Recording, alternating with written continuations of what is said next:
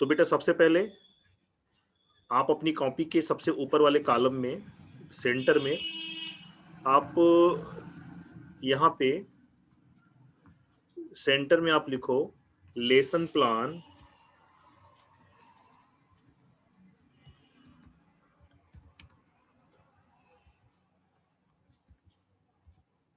Lesson plan 1।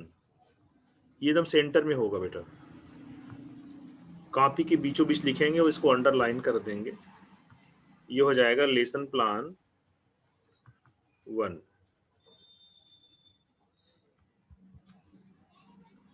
ठीक है, lesson plan 1 लिख लिया। ये अगर हिंदी में लिखना है तो लिखेंगे पाठ योजना 1। जो लोग हिंदी में लिखने वाले हैं वो लोग क्या लिखेंगे? वो लोग लिखेंगे पाठ योजना 1। ठीक है,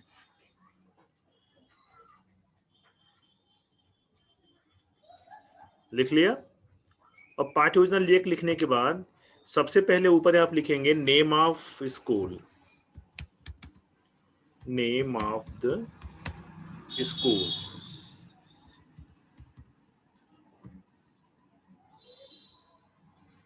और ऐसे डैश डैश कर लेंगे।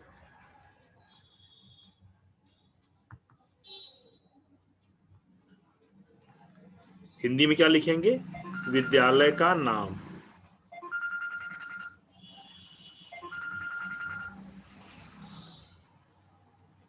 ठीक है, तो पहला समझ में आ गया, lesson plan 1 name of school. और जो बेटा अगला कॉलम यहां बनता है वो बनता है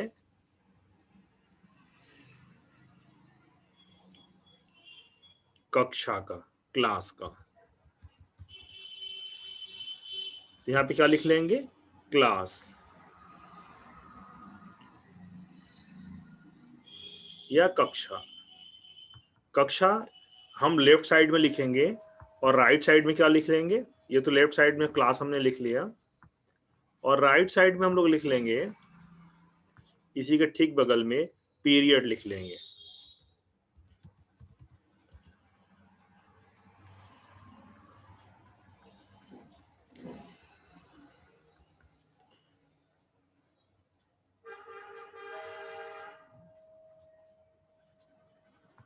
ठीक है, अब जो अगला कॉलम बनेगा बेटा नीचे, वो नीचे बनेगा सब्जेक्ट का या विषय का।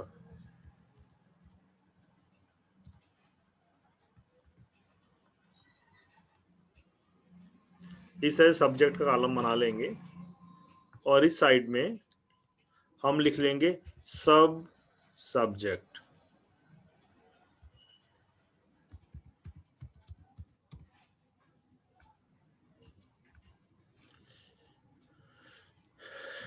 ठीक है, इसको आप कॉपी पे लिखते जाना, नहीं तो सब छूट जाएगा। जैसे जैसे मैं बता रहा हूं लिखते जाना। अब ये सब सब्जेक्ट क्या होता है? जैसे हमने सब्जेक्ट पढ़ाया साइंस, अब साइंस का सब सब्जेक्ट क्या हो जाएगा? फिजिक्स हो जाएगा, केमिस्ट्री हो जाएगा, बायोलॉजी हो जाएगा। बायोलॉजी का भी सब सब्जेक्ट क्या हो जाएगा? जूलॉजी और बॉटनी हो जाएगा। अगर मान लो मैथमेटिक्स पढ़ा रहे हैं तो मैथमेटिक्स सब्जेक्ट हो गया। सब सब्जेक्ट क्या हो गया? अरिथमेटिक, अलजेब्रा, मेंसुरेशन, ट्रिग्नोमेट्री, ये इसके सब सब्जेक्ट हो गए। ठीक है, तो जिन विषयों में सब सब्जेक्ट होते हैं वहां पे सब सब्जेक्ट लिखेंगे और जिसमें सब सब्जेक्ट नहीं होते वहां पे सब सब्जेक्ट को हटा देंगे। ठीक है, इस बात को ध्यान रखना, सब सब्जेक्ट कंपलसरी नहीं है। जहां पे सब सब्जेक्ट आएगा वहां सब सब्जेक्ट लिखा जाएगा और जहां नहीं आएगा वहां नहीं लिखा जाएगा।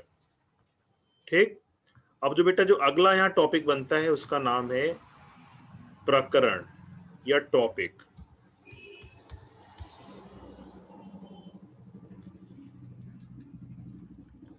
ठीक है, हिंदी वाले यहाँ पे क्या लिख लेंगे? टॉपिक की जगह पे लिख लेंगे प्रकरण। फिर सुन लो, विद्यालय का नाम, क्लास, पीरियड, सब्जेक्ट, सब सब्जेक्ट, टॉपिक। क्लियर हुआ इतना? अच्छा एक चीज यहाँ पे और बढ़ा लीजिए, ये नेम ऑफ स्कूल के एकदम सिधाई में कुछ जगह छोड़ के यहां पर लिख लो टाइम ड्यूरेशन या अवधि।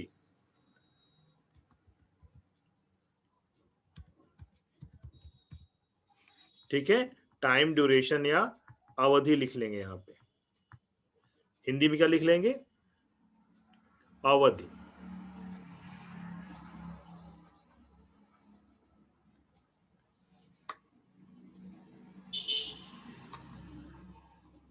इतना क्लियर हो गया? अगर इतना क्लियर हो गया आपका तो इसको हिंदी इंग्लिश में अपने कॉपी पे उतार लीजिए। इतना समझ में आ गया है तो इसके आगे का मैं बता रहा हूं।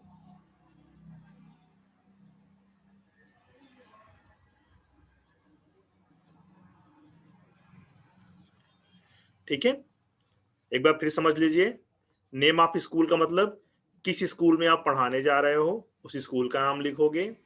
टाइम ड्यूरेशन का मतलब आपकी घंटी कितने मिनट की है, आप 45 मिनट पढ़ा रहे हो या 1 आवर पढ़ा रहे हैं या 35 मिनट्स पढ़ा रहे हैं, जितने मिनट्स का हमारा पीरियड होगा उस वहां पे लिख देंगे। क्लास में हम क्या लिखेंगे? जिस किस कक्षा को पढ़ा रहे हैं। पीरियड का मतलब होता है, हिंदी में इसको कहते हैं चक्र कहते हैं। हिंदी वाले इसको पीरियड जगह पे चक्र लिख लेंगे।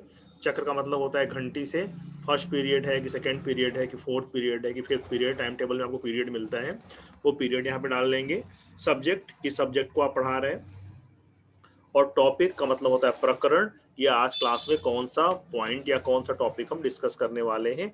ये सारी डिटेल हम स्क्रीन पे लिख लेते हैं। ये बेटा ये कॉमन डिटेल है। ये हर दिन के प्लान में आपको देना पड़ेगा। जब फर्स्ट प्लान है तो लेसन प्लान 1 हो जाएगा, सेकंड के दिन क्या हो जाएगा लेसन प्लान 2, थर्ड के दिन लेसन प्लान 3। ठीक है, तो हिंदी और इंग्लिश दोनों का क्लियर हो गया। हिंदी में लिख नहीं पा रहा हूँ क्योंकि हिंदी में ये काम नहीं कर रहा है कर्सर, नहीं तो मैं हिंदी में भी लिख देता।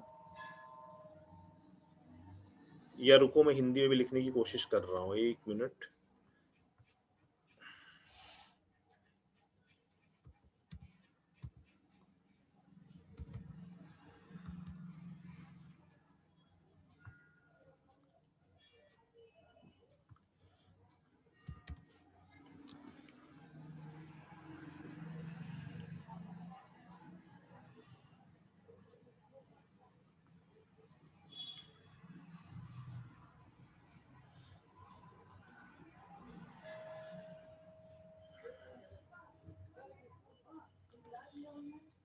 तो आपको इतना इतना क्लियर हो गया ना?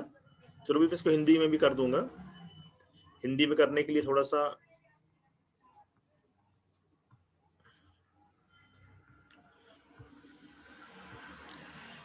इस पे लिखी हुई चीज कॉपी नहीं हो पा रही बेटा, इसलिए हिंदी में लिखने में दिक्कत है। अब इसके बाद जो अगला लाइन, अगला जो कॉलम में बनता है वो बनता है उद्देश्य का। जो अगली हेडिंग होती है ये होती है उद्देश्य की। ठीक है, या लर्निंग ऑब्जेक्टिव, या केवल उद्देश्य लिखना हो तो केवल ऑब्जेक्टिव लिख लेंगे, ऑब्जेक्टिव। ठीक है, और आप हिंदी में क्या लिख लेंगे यहाँ पे? हिंदी में यहाँ पे लिख लेंगे हम उद्देश्य।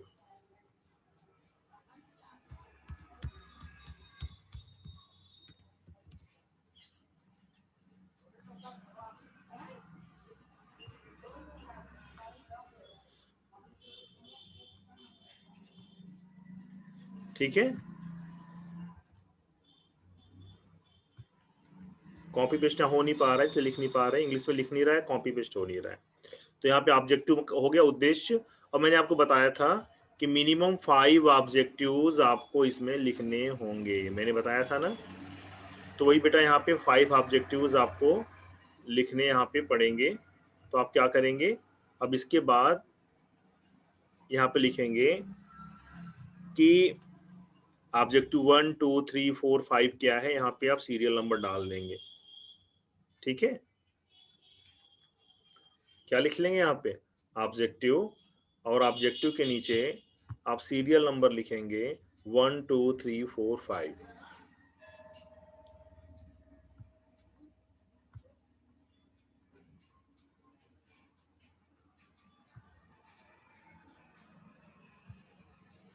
ऐसे यहाँ पे 1 2 3 4 5, ये 5 ऑब्जेक्टिव होंगे। मैंने आपको बताया था ये ऑब्जेक्टिव हम किस वे में लिखेंगे। इस ऑब्जेक्टिव को लिखने का दो तरीका हो सकता है, या तो आरसीएम अप्रोच के अकॉर्डिंग हम लिखें, ठीक है, या तो आरसीएम अप्रोच के अकॉर्डिंग लिखें, या फिर हम क्या करें, हम इसको ब्लूम टेक्सोनॉमी के अकॉर्डिंग लिख सकते हैं। ज्ञानात्मक, भावात्मक और मनोगत्यात्मक के आधार पर हम 5 ऑब्जेक्टिव आइडेंटिफाई करेंगे, या हम ब्लूम टेक्सोनॉमी, या हम जो है आरसीएम अप्रोच जो हमारा है, ये डॉक्टर दवे वाला, रीजनल कॉलेज ऑफ मैसूर वाला, उसके हिसाब से हम यहाँ पे ऑब्जेक्टिव बना लेंगे। जब ऑब्जेक्टिव बेटा बना लेंगे तो इसके बाद की जो अगली हेडिंग होगी उसे हम कहेंगे पूर्व ज्ञान या प्रीवियस नॉलेज। रुको, हम हिंदी में भी लिख दे रहे हैं इसको, पूर्व ज्ञान, ठीक है। पूर्व ज्ञान को हम क्या कहते हैं,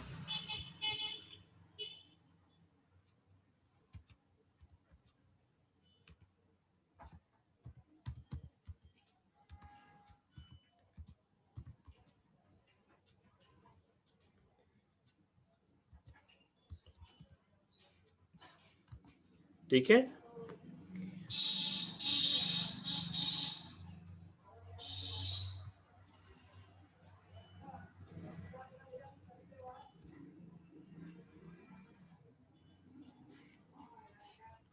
हम प्रीवियस नॉलेज या पूर्व ज्ञान लिख लेंगे। पूर्व ज्ञान में क्या लिखेंगे, अब जैसे मान लो अगर हम गणित का पेपर पढ़ा रहे हैं,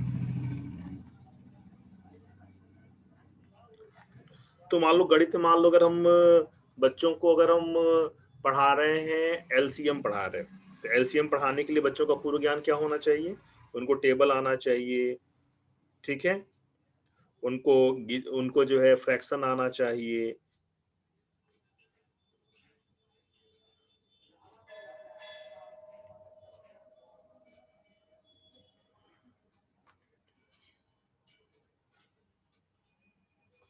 ये हम सारी चीजों को यहाँ पे लिख लेते हैं। जैसे क्या लिखेंगे, जैसे दो चीजें हैं बेटा, एक तो वर्ड है सिंपल सामान्य ज्ञान है। जैसे मान लो अगर हम कोई प्लान बना रहे हैं, अगर हम मान लो सेल पढ़ाने जा रहे हैं, तो अगर हम सेल आज पहली बार पढ़ाने जा रहे हैं तो बच्चे किसके बारे में जानते हैं, बच्चे पेड़ पौधों जीव जंतुओं के बारे में जानते हैं, ये इसका जो है पूर्व ज्ञान हो जाएगा।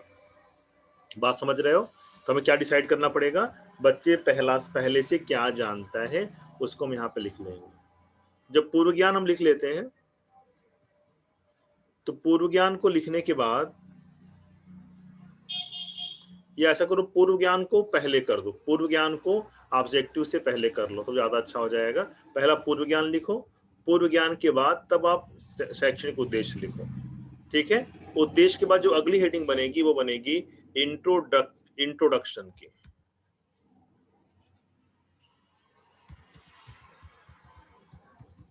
इंट्रोडक्शन की बनेगी, या इंट्रोडक्शन को क्या बोलेंगे हिंदी में, प्रस्तावना, प्रस्तावना, ठीक है। तो इंट्रोडक्शन एक पूरी स्किल है जिसके बारे में अभी मैं आपको बताऊंगा। इंट्रोडक्शन स्किल का मतलब ये होता है कि बच्चे जो पहले से जानते हैं, जो टॉपिक हम पढ़ाने जा रहे हैं, उस टॉपिक के बारे में, उस टॉपिक को पढ़ने के लिए बच्चों को पहले से तैयार करने की जो कला है वो इंट्रोडक्शन कहलाती है। जनरली इंट्रोडक्शन में बेटा हम 3 से 5 प्रश्न बच्चों से पूछते हैं, और ये सारे प्रश्न बच्चों के पूर्व ज्ञान पर आधारित होते हैं। और इस प्रश्न को पूछने का एक तरीका है, तरीका ये है कि जो पहला प्रश्न का उत्तर से दूसरा प्रश्न बनता है, दूसरे प्रश्न के उत्तर से तीसरा प्रश्न बनता है, और तीसरे प्रश्न का जो उत्तर होता है वो आपका टॉपिक होता है जिस टॉपिक को आपको पढ़ाना है। इस बात को एकदम अच्छे से आप समझ लेना कि हमें क्या करना होता है।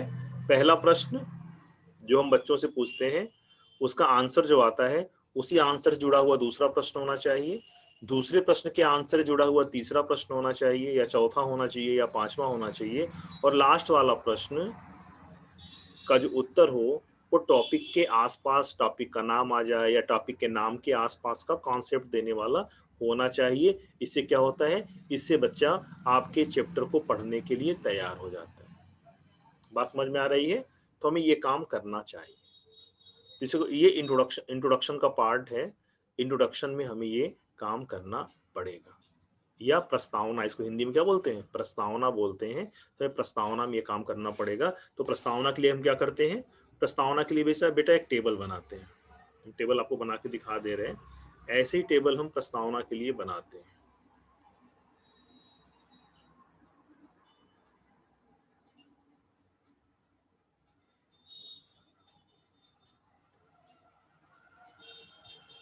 तो प्रस्तावना के लिए क्या करते हैं, प्रस्तावना के लिए हम इस तरह से एक टेबल बना लेते हैं। इस टेबल में जो पहला कॉलम होता है वो इस तरह का होता है। पूरा मैं डिजाइन करके आपको दिखा दे रहा हूं। देखो, ये इस तरह से टेबल बन जाता है।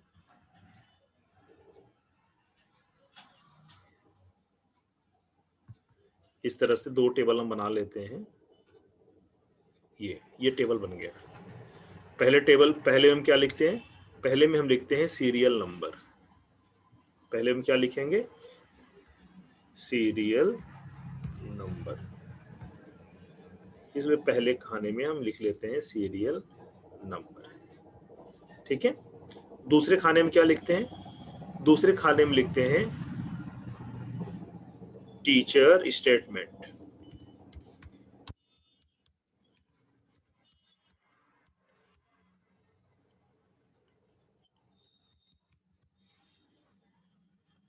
ठीक है, टीचर स्टेटमेंट हम दूसरे खाने में लिख लेते हैं। टीचर स्टेटमेंट का मतलब क्या होता है, इसको हिंदी में क्या बोलते हैं, हिंदी में भी हम लिख दे रहे नीचे। हिंदी में देखो हम क्या लिख रहे हैं, देखो इसको हिंदी में हो जाएगा ये छात्राध्यापक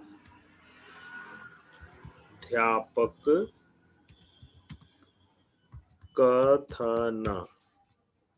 ठीक है, ये हिंदी वाला वर्ड हो गया छात्राध्यापक कथन। और इंग्लिश वाले मेरा थोड़ा सा करेक्शन एक करना पड़ेगा, छोटा सा करेक्शन एक इसमें है।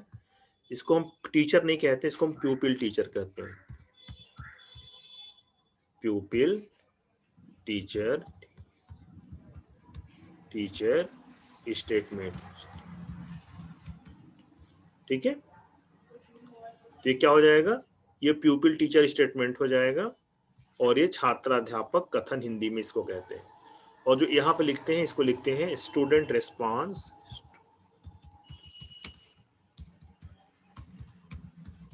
स्टूडेंट रेस्पॉन्स, या इसी को हम हिंदी में कहते हैं छात्र अनुक्रिया।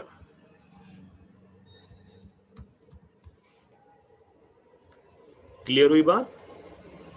तो ये इंट्रोडक्शन का ये टेबल होता है। इंट्रोडक्शन के टेबल में जो पहला कॉलम है इसको कहते हैं सीरियल नंबर। दूसरे कॉलम में हम क्या लिखते हैं, प्यूपिल टीचर स्टेटमेंट या छात्राध्यापक कथन। अपनी अपनी कॉपी में बेटा लिखते चलना, टेबल बनाते चलना, नहीं बाद में फिर दिक्कत हो जाएगी, है ना। तो इंट्रोडक्शन की हेडिंग डालिए, इंट्रोडक्शन की हेडिंग डाल के टेबल खींच लीजिए। टेबल में पहला सीरियल नंबर हो जाएगा, दूसरा हो जाएगा प्यूपिल टीचर स्टेटमेंट या छात्राध्यापक कथन, और इधर क्या हो जाएगा स्टूडेंट रेस्पॉन्स या छात्र अनुक्रिया। क्लियर हो गई बात। तो इस तरह से हम लिख लेंगे। जब हम इस तरह से चीजें लिख लेंगे बेटा,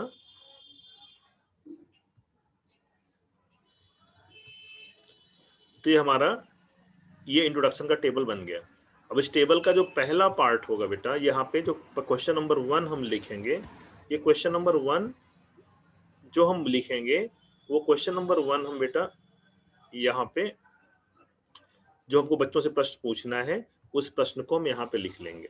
जैसे मान लिया हमने बच्चों से प्रश्न हमको जो भी पूछना है, ये पहला प्रश्न हमने बच्चों से पूछ लिया, बच्चों ने पहले प्रश्न का आंसर दे दिया, उस आंसर को हमने यहाँ लिख लिया। फिर बच्चे ने दूसरे प्रश्न का आंसर दे दिया, दूसरे प्रश्न को हमने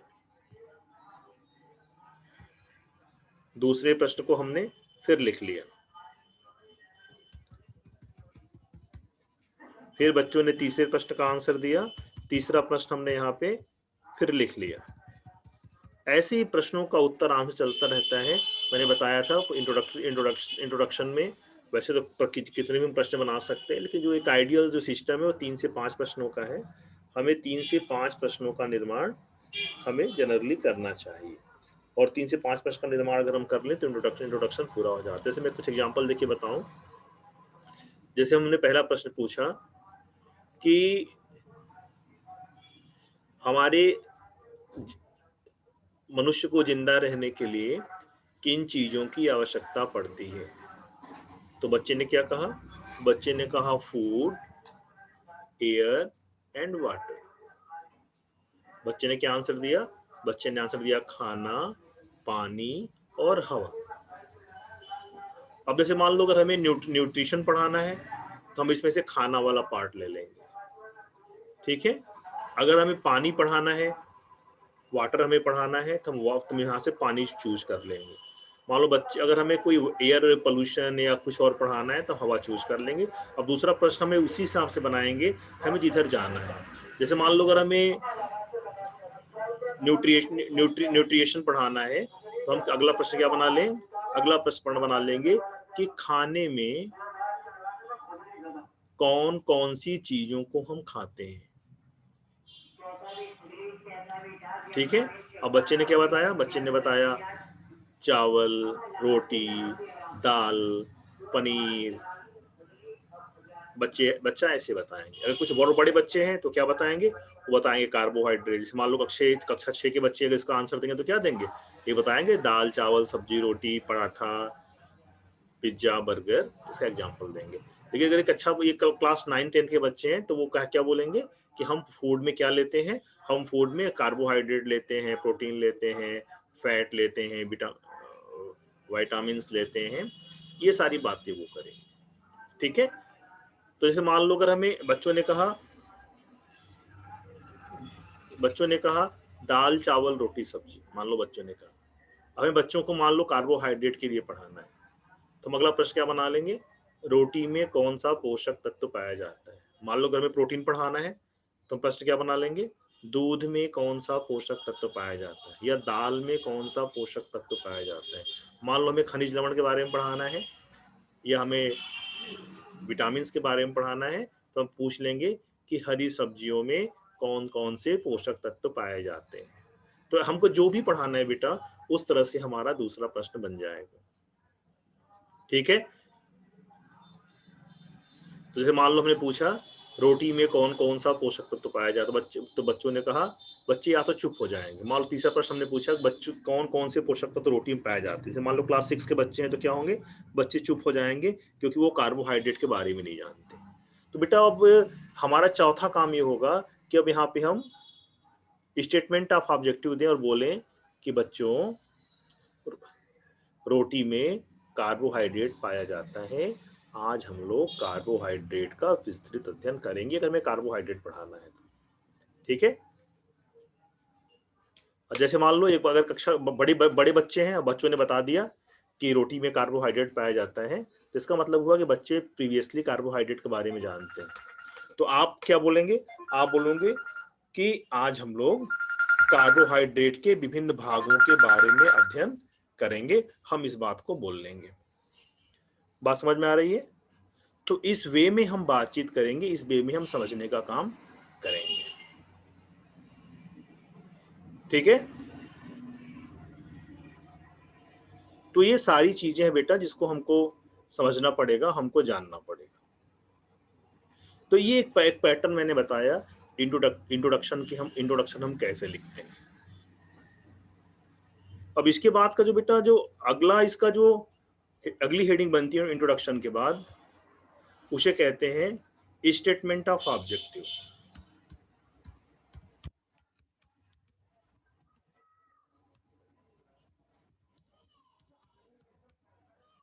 स्टेटमेंट ऑफ ऑब्जेक्टिव, या अगर हम हिंदी में कहें इसको कहते हैं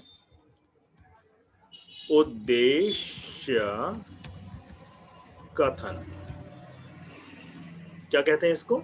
उद्देश्य कथन। ये स्टेटमेंट ऑफ ऑब्जेक्टिव क्या है? स्टेटमेंट ऑफ ऑब्जेक्टिव बेटा दो तरह से कहा जाता है, और मैंने स्टेटमेंट ऑफ ऑब्जेक्टिव आपको मैंने अभी दिया है। हमने क्या दिया है?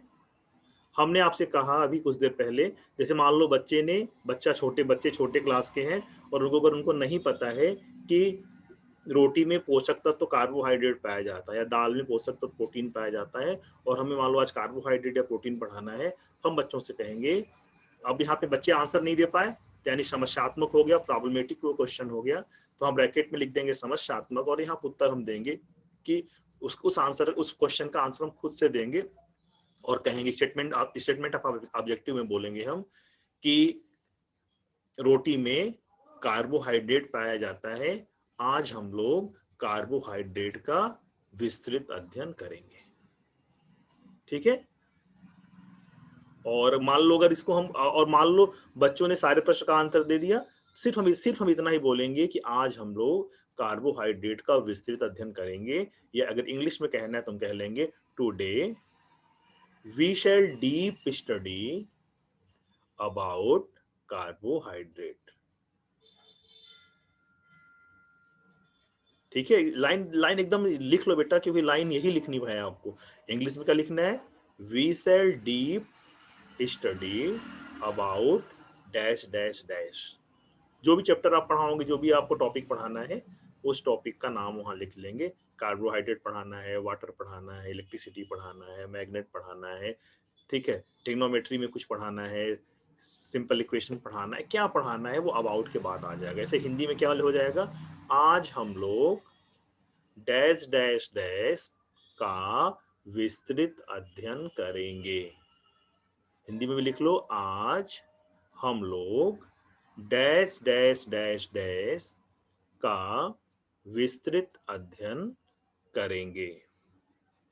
बात समझ में आ रही है? तो हमें इस तरह से चीजों को लिख लेना चाहिए।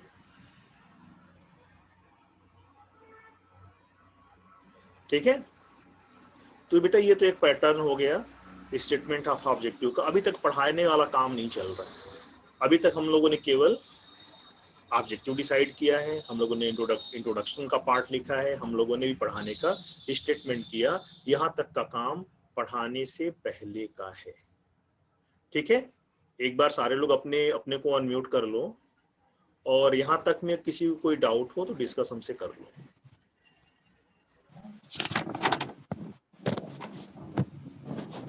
लेकिन स्टोर ना करना, रिकॉर्डिंग चल रही, इसलिए बारी बारी से हमसे कोई भी डाउट हो तो डिस्कस कर लो। कुछ छूट गया हो तो हमसे पूछ लो, मैं बता दूं, उसको आप नोट डाउन कर लो।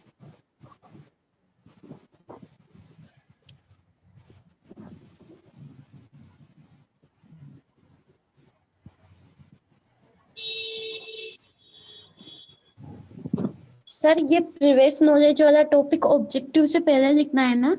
हाँ हाँ, ऑब्जेक्टिव से पहले लिख लो, क्योंकि पूर्व ज्ञान पहले होना चाहिए, क्योंकि पूर्व ज्ञान के आधार पर ही हम ऑब्जेक्टिव बनाते हैं।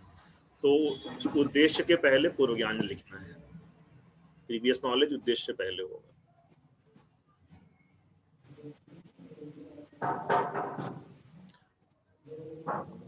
और कोई डाउट है?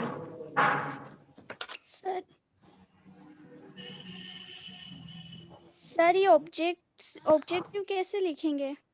ऑब्जेक्टिव लिखना मैंने बताया है, सेकेंड ईयर में ही बताया था, फर्स्ट ईयर में भी सर ने बताया होगा, और अभी इस ईयर भी मैंने बताया। जब मैं आपको ब्लूम टेक्सोनॉमी पढ़ा रहा था अभी पेडागोजी में, तो मैंने आपको लिखना बताया है, मैंने बताया है ना कैसे लिखा जाता है।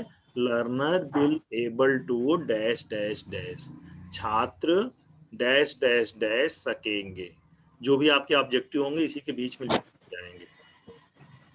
याद करो पेडागोजी वाला जो मैं पढ़ा रहा था, मैं जब आपको ब्लूम टेक्सोनॉमी या आरसीएम अप्रोच पढ़ाया था, तो मैंने वहाँ पे कैसे फॉर्मुलेट करते हैं, कैसे ऑब्जेक्टिव लिखते हैं, हमने लिखने का तरीका बताया था। मैंने एक सेंटेंस बताया था, लर्नर विल एबल टू, और उसके बाद हमने आपको ढेर सारे वर्ब बताए थे कि कॉग्निटिव डोमेन में होगा या नॉलेज का पार्ट होगा तो क्या वर्ब लगेंगे, अंडरस्टैंडिंग का पार्ट होगा तो क्या वर्ब लगेंगे, एनालिसिस का होगा, सिंथेसिस का होगा, इवेल्युएशन का होगा, तो कौन कौन से वर्ब यूज करते हैं, हमने उस वर्ब की पूरी लिस्ट आपको लिखाई थी।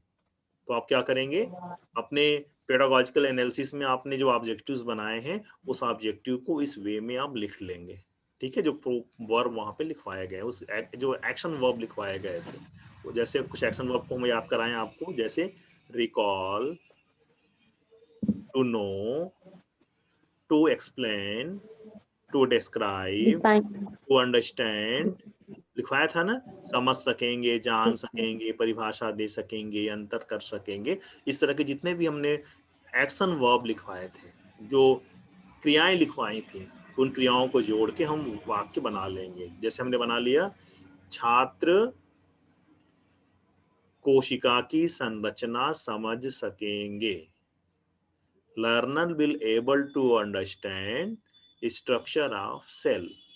इस तरह से हम ऑब्जेक्टिव को बेटा लिख सकते हैं। ठीक है, और कोई डाउट आ रहा है तो पूछ लो। Okay sir.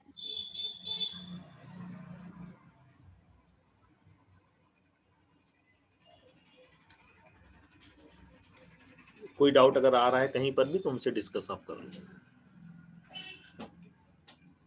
सब कुछ ठीक है, तो इसके आगे चलें। स्टेटमेंट ऑफ ऑब्जेक्टिव की हेडिंग के बाद नेक्स्ट हेडिंग जो आपकी बनती है वो बताएं आपको। जो Yes, sir. नेक्स्ट हेडिंग बनती है उसका नाम है प्रेजेंटेशन। अगली हेडिंग क्या हो जाएगी? प्रेजेंटेशन। प्रेजेंटेशन को हिंदी में क्या लिखेंगे? प्रस्तुतिकरण।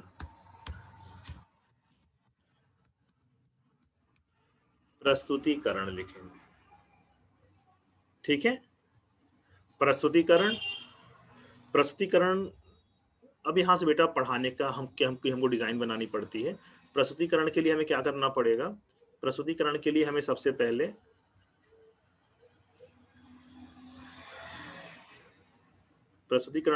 हमें सबसे पहले एक टेबल बनाना पड़ेगा। टेबल बड़ा सा बना दो। एक टेबल हमें बनाना पड़ेगा। देखो, इस तरह का एक टेबल हमें फॉर्म करना पड़ेगा। ठीक है, अब इस टेबल में हमें क्या करना पड़ेगा? इस टेबल में हमें इस तरह से बनाना होगा। बना के आपको दिखा रहे हैं।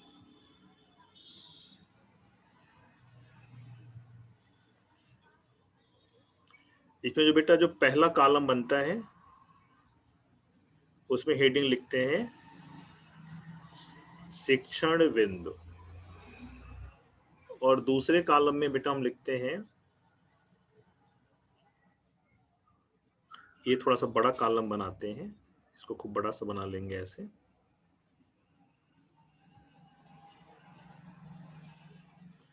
और इस कॉलम में लिखते हैं हम, इस कॉलम में क्या लिखेंगे, रुको हम लिख भी देते हैं। यहाँ पे लिखेंगे, यहाँ पे टीचिंग पॉइंट आता है, यहाँ पे लिखेंगे टीई।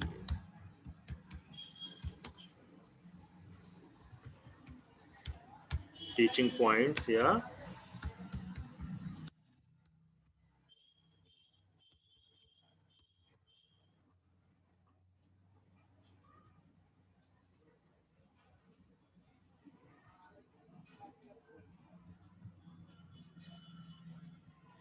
ठीक है ना। ये पहले जो ऊपर का कॉलम है, इस कॉलम में क्या लिखेंगे? इस कॉलम में हम टीचिंग पॉइंट या शिक्षण बिंदु लिख लेंगे। हमने हिंदी में शिक्षण बिंदु लिख दिया और इंग्लिश में इसमें आप टीचिंग पॉइंट लिख लेंगे। अब जो दूसरा वाला कॉलम है बेटा, इस कॉलम में क्या लिखते हैं? इस कॉलम में हम लिखते हैं वही प्यूपिल टीचर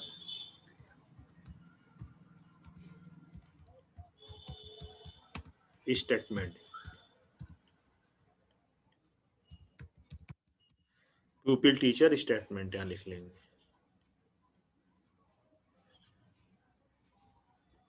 या हिंदी में क्या लिखेंगे? हिंदी में भी मैंने क्या बताया था? छात्रा अध्यापक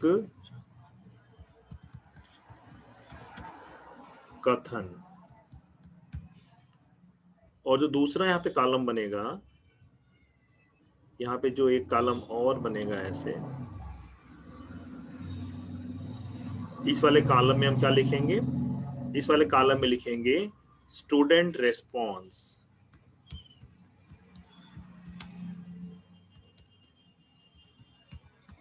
स्टूडेंट रेस्पॉन्स या छात्र अनुक्रिया।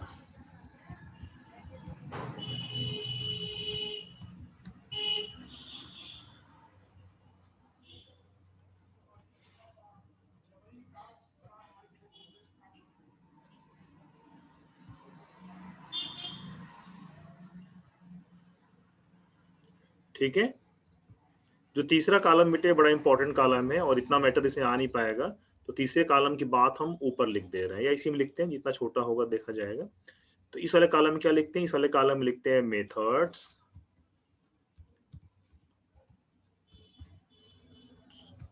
टेक्निक्स,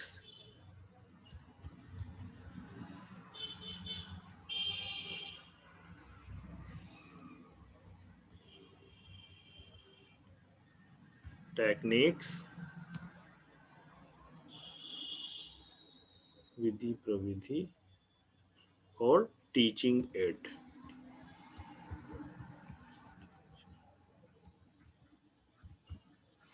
ठीक है। हिंदी वाले लिख लें इसको। हिंदी में क्या लिखेंगे? हिंदी में हम लिखेंगे विधि प्रविधि शिक्षण सहायक सामग्री। इसमें एक चीज और लिखा जाता है बेटा, ब्लैक बोर्ड वर्क भी लिखा जाता है। ये कॉलम बड़ा होता है, बल्कि टेक्निक्स को हटा देते हैं, यहाँ से ज्यादा लंबा हो रहा है। तो हो जाएगा यहाँ पर जाएगा टीचिंग एड्स और ब्लैक बोर्ड वर्क।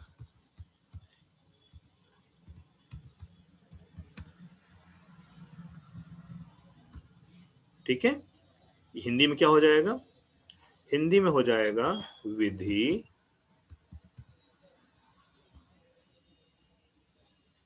सहायक सामग्री या शिक्षण सहायक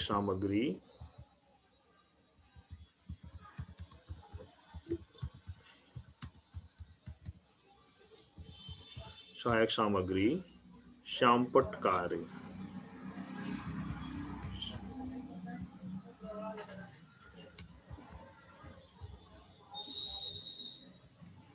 ठीक है।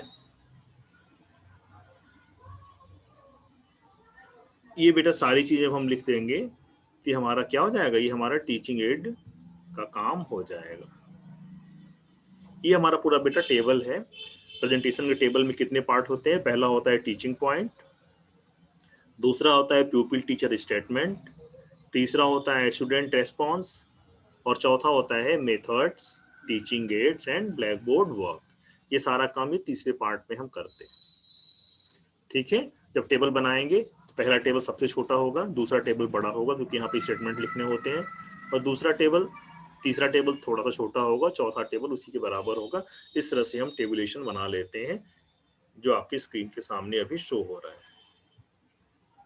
ठीक है। तो इस तरह से आप टेबल बना लेंगे और आज की क्लास यहीं तक ओवर करते हैं। कल या जो थर्सडे का नेक्स्ट क्लास हमारा होगा उसमें इसके आगे के लेसन प्लान को हम बता देंगे। और एक चीज का ध्यान रखना है आपको कि नेक्स्ट क्लास आपको निश्चित रूप से करनी है, अगर नहीं करेंगे तो आपको कुछ समझ में